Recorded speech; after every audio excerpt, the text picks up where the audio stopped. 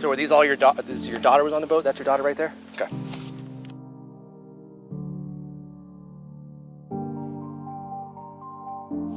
And all of them were her friends? Yeah, it's my daughter's birthday. Okay.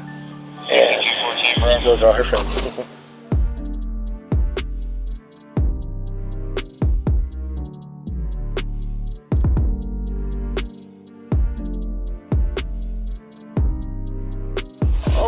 Jesus Christ. Okay, I've never seen such chaos. Keith Hernandez.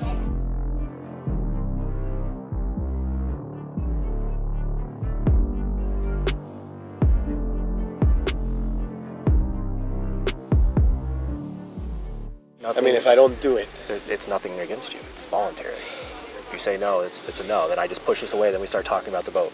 I got to get this checked off. I prefer not to. Okay, that's fine. When they pulled the boat from the water the next day, they found more than 61 bottles, empty bottles and partially empty bottles of booze. Why wasn't there a sobriety test? Why were they recommending misdemeanor charges? What actually happened when this boat crashed? She was born in the middle of Hurricane Katrina. The second that she came into the world, the lights came back on and the electricity came back on. Her name means light. Luciana means light. Katy was a girl that was full of life. She was a girl that excelled in academics, but she was also an incredible athlete. We knew from the moment we got there, you know. Yeah, they told us right away that it was a bad situation. I mean, you could tell it was a violent accident. She got carted in. Her face was like this, her stomach was like this.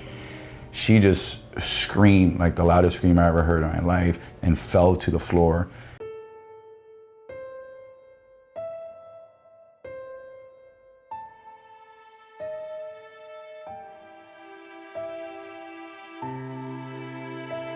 So from those injuries that she sustained, it was deadly, it was fatal. And a parent's worst nightmare. And the most traumatic and life-changing moment of our lives.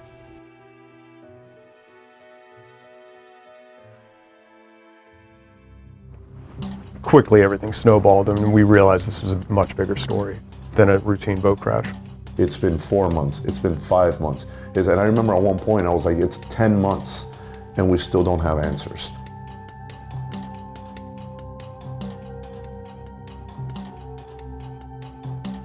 The FWC recommended misdemeanor charges. As we know, a girl was dead and another girl was severely injured.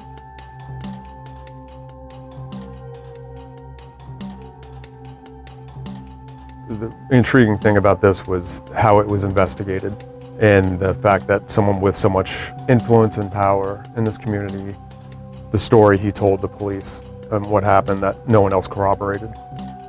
We wanted to find out who was talking to who that night. That's where Gretel really came into action. You couldn't create a more perfect pair, in my opinion. You have someone who is well-sourced and is really good getting out and talking to people, and someone who is so good at records. We had a large story in December that kind of laid out all the failures of this investigation. I mean, the amount of records we've reviewed, it's voluminous. Thousands, maybe tens of thousands of emails, text messages, correspondence.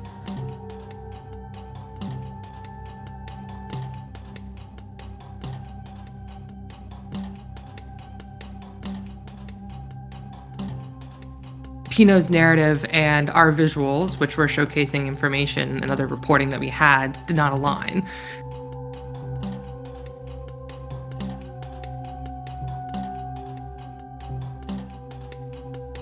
There was a lot of witnesses in the channel that day. It was pretty crowded. It was a nice day. No one saw that other boat.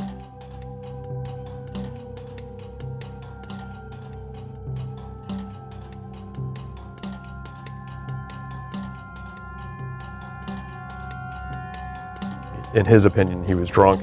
The culmination of all that, the state attorney reopened their investigation.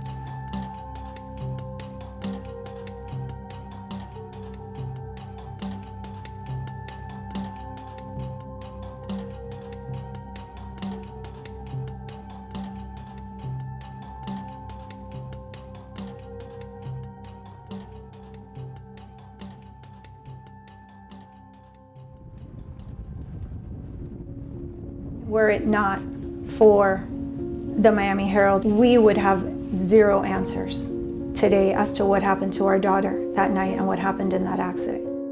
There's breaking news I would say on an average two times a week, 3 times. I mean, their team is the first one to report it, and somehow they get it. They can do things that we can't do, and thank God.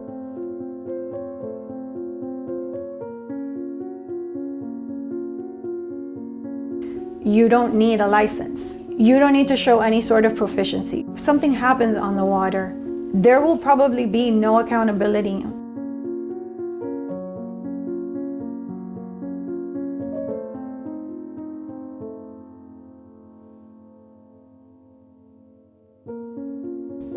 This industry has always faced challenges, and it seems like every 10 years people say it's never faced challenges like this.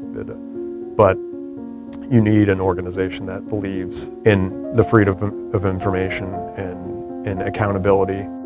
Certainly while I was at the University of Florida, we had several trainings around pointers, materials, and guidance. So it's something that I almost in a way grew up learning about in journalism. I've gone to the Poynter website many times. I think it's a great place for resources. Early in my career as an editor, I attended a Poynter Institute. We know the people at Poynter very well and think that the work that they do is just so tremendous. And their champion of local journalism is near and dear to our heart. When you lose a child, one of the parents' worst fears is that the world is going to forget that they existed. And so the fact that I still get stopped on the street and people are, "You Lucy's mom," and it fills me because you know that either she touched their lives or her story touched their lives.